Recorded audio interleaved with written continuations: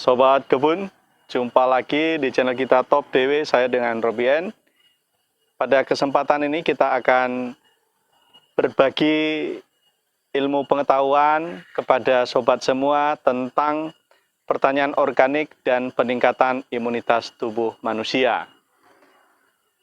Sobat semua, dipastikan dengan menonton ini nanti sobat akan tahu apa hubungan antara pertanian organik dan peningkatan imunitas tubuh. Sobat semua, ikuti terus video kita, tonton sampai selesai ya. Dan bagi sobat yang baru datang di channel ini, kita informasikan bahwa channel Top DW ini berisi tentang pertanian organik milenial. Tips, tutorial, dan inspirasi. Pertanian organik SNI dan urban farming, aquaponik, vertical garden, dan microgreens. Lewat video-video kita, sobat kebun akan mendapatkan sharing pengetahuan, ilmu-ilmu menarik sekitar pertanian organik perkotaan modern dan pertanian organik SNI. Sehingga sobat kebun bisa sukses bertani organik di lahan sempit perkotaan ataupun lahan pertanian luas dengan hasil yang maksimal. 3 prinsip dasar pertanian: tanahnya terjaga, tanamannya tumbuh subur, dan ekosistemnya terjaga sobat. Itu lingkup dari channel kita Top DW. Bagi sobat semua yang tertarik, silahkan jangan ragu-ragu di subscribe, like, share video ini, sehingga sobat semua, teman-teman yang lain banyak terbantu lewat tutorial info-info kita dari channel ini. Terima kasih ya sobat ya. Sobat kebun, seperti saya sudah sampaikan di awal tadi bahwa pada kesempatan ini kita akan berbagi ilmu pengetahuan tentang hubungan pertanian organik dengan peningkatan imunitas tubuh. Ya, tentu ini hal yang menarik sekali sobat. Ada hubungannya enggak? Kalau kita telisik lebih jauh, sebetulnya ini bukan cuma dihubung-hubungkan, tetapi pertanian organik dengan imunitas tubuh, peningkatan imunitas tubuh berkorelasi, berhubungan sangat erat sekali ya, kuat sekali sobat. Bagaimana itu bisa terjadi? Kalau kita lihat prinsip dasar pertanian, yang pertama, pertanian organik itu dimulai dengan kita tidak menggunakan pupuk dan pestisida sintetis. Hanya 2 hal itu sobat. Proses pertanian organik dimulai dari sana, ketika kita tidak menggunakan pupuk dan pestisida sintetis. Kenapa itu menjadi prinsip sobat? Karena di dalam pupuk dan pestisida sintetis seperti sudah diteliti, disinyalir juga, bahan-bahan sintetis itu tidak bisa terurai. Dia akan meninggalkan residu di dalam tanah. Dan residu dalam tanah ini dia bisa merusak ekosistem sobat. Merusak tanahnya, merusak airnya, merusak udaranya juga. Dan yang lain, pestisida ini kan residual racun ya.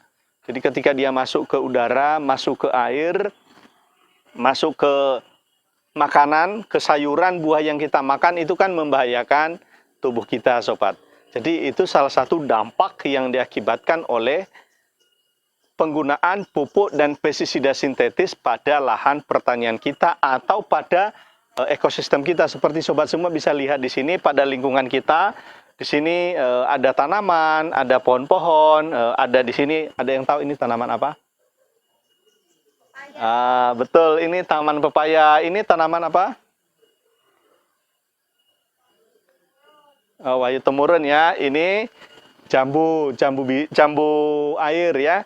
Dan banyak lagi, ada pohon-pohon. Di sini ada kayu manis. Ya, di sini ya ada kayu manis.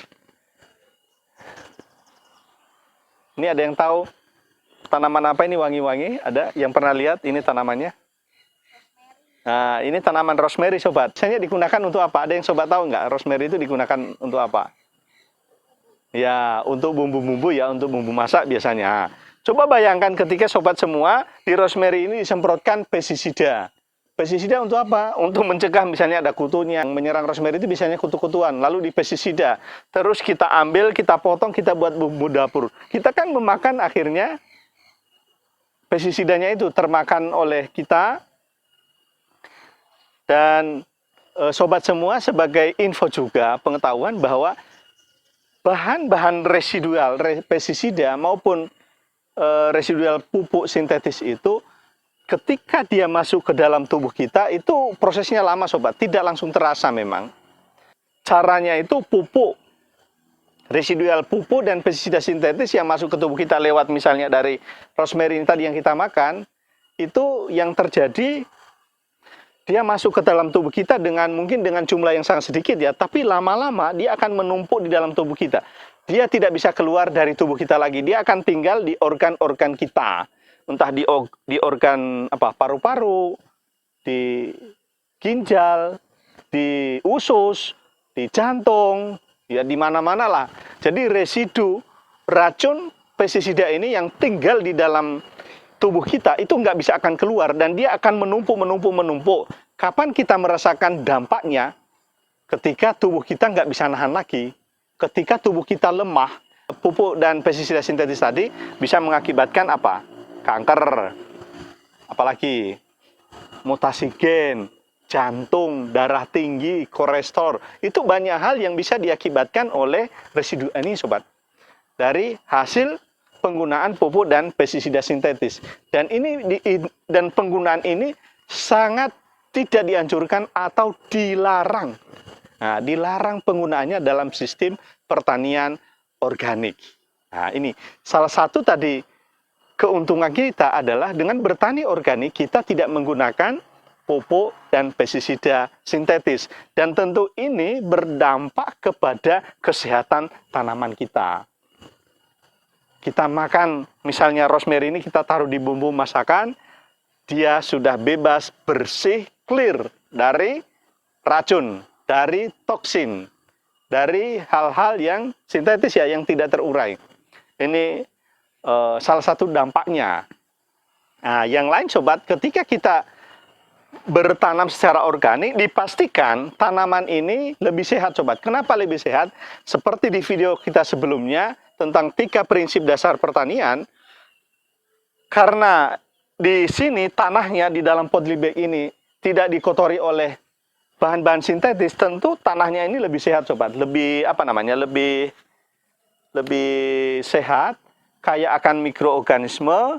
Kita nggak usah bolak-balik, itu sudah ada mikroorganisme di sini, ada mikrobia, ada juga organisme seperti cacing di dalam ini yang membantu pertumbuhan tanaman ini, yang membantu tanaman ini ya lebih sehat ya, lebih seger ya, lebih kaya akan nutrisi misalnya. Yang prinsipnya dia hasilnya lebih bagus dari ketika kita menggunakan bahan-bahan sintetis, karena ekosistemnya saling simbiosis, mutualisme, dan akan memberikan hasil yang lebih baik. Itu sobat, dari segi hasilnya sudah bagus, ketika kita makan lebih sehat, dan tentu ketika kita mengkonsumsi hasil produksi dari pertanian organik ini, tubuh kita juga lebih sehat. Dan pada saat itulah tubuh kita menjadi lebih kuat, imunnya juga meningkat sobat. Termasuk ketika kita tinggal di ekosistem yang organik ini, apa yang terjadi sobat? Udaranya lebih segar pasti ya. Karena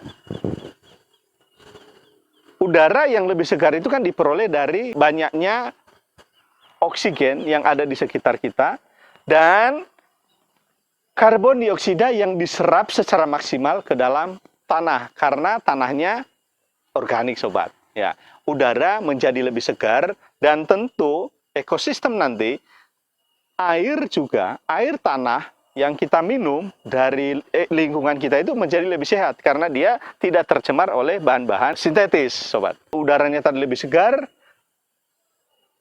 airnya juga lebih bersih, ekosistemnya lebih enak didiami, lebih anyep atau lebih dingin ya, lebih dingin, lebih nyaman. Ini yang dipastikan sobat, keuntungan tadi antara pertanian organik dan peningkatan imunitas tubuh. Itu sobat yang kita bisa jelaskan. Saya juga bingung ya menjelaskannya seperti apa, tapi gambarnya seperti itu.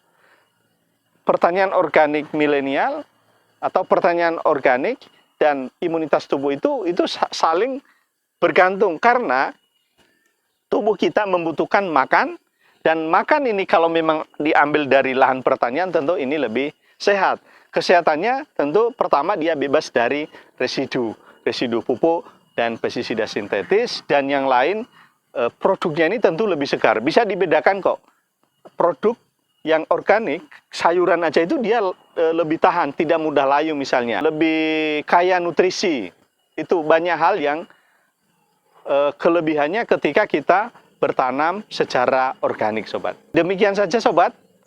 Sharing ilmu pengetahuan kita tentang pertanian organik dan peningkatan imunitas tubuh. Dan satu lagi, sobat, orang yang sakit biasanya dia akan diberi obat, vitamin, dan dokter menganjurkan untuk mengkonsumsi makanan yang organik. Tujuannya apa? Kalau kita telisik lebih jauh, tujuannya supaya orang sakit ini cepat sembuh. Kenapa cepat sembuh? Karena makanan-makanan organik ini makanan yang bersih dari residu dan tentu yang kaya dari nutrisi. Sehingga orang sakit cepat sehat. Dan orang yang mengkonsumsi makanan-makanan organik yang sudah sehat, tentu dia akan terus meningkatkan imunitas tubuhnya sehingga dalam situasi apapun dia tetap sehat, sobat.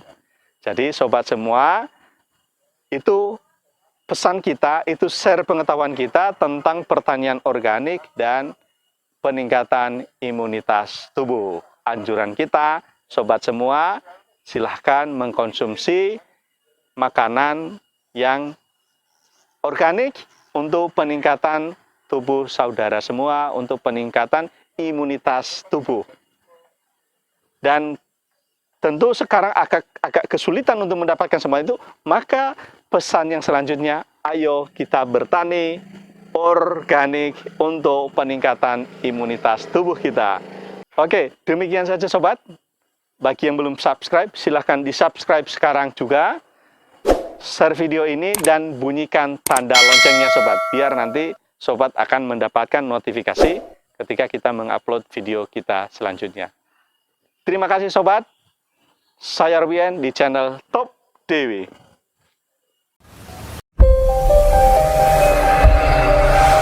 Dipersembahkan oleh Top Dewi.